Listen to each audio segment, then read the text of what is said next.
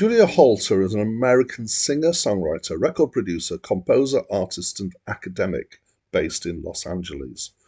She released her first studio album, she self released it in 2007, and that was the first of 9 albums, studio albums so far. She's had live albums and compilations also. Hi, my name's Dan. So this was the third album by Julia Holter. It's my first time listening to this album, but I have reviewed 2 of hers before, and they reviewed quite well, in my opinion. So apparently this was her first album that was recorded in a studio, and the first with session musicians. So previously she'd done everything herself, and the first with a producer. And so I would, find it hard to describe, in fact.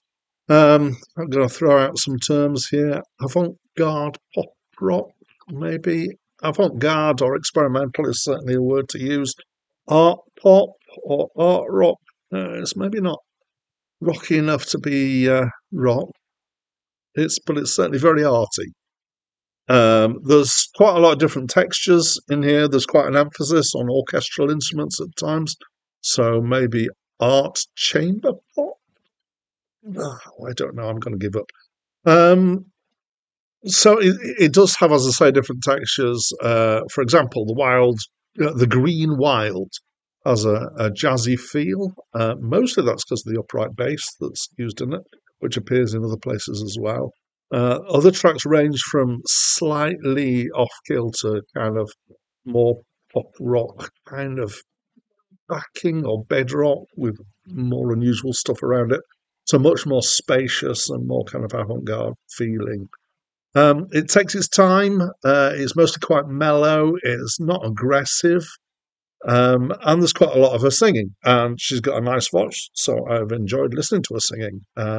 Mostly she sounds quite disconnected in the way that she sings. And she sings in quite a quiet way. Sometimes it's almost like she's doing individual words and as if the meaning doesn't connect through as much. Don't know. And then she does some self-harmony at times, which is nice. And in fact, some self-discord at times, which is also quite nice. So apparently, this is a concept album about the disorienting effect of how noisy cities are. And there's some curious lyrics at times. There's definitely a theme of hats going on here. Probably my favourite lyric that I picked out was "Every day my eyes are older," which in some ways is obviously a truism because it's everything parts of you gets older.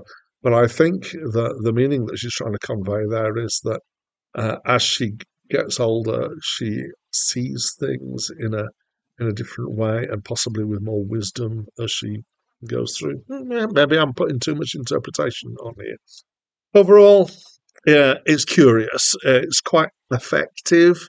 It's definitely enjoyable, or I enjoyed it, but it didn't impress me as much as the previous 2 that I've reviewed. I don't really know why.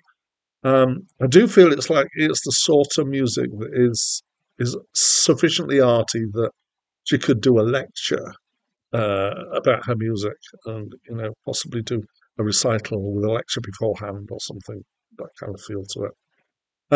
Over the 2 and a bit listens that I've put in for this album, some of the tracks were kind of growing on me over time, so I would say it's definitely a grower. So I enjoyed it.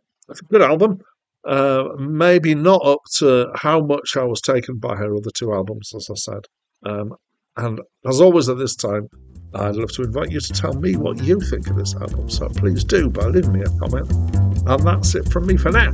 City shoes find ways down green fertile valleys. I never could fall straight and that's for sure. Someone with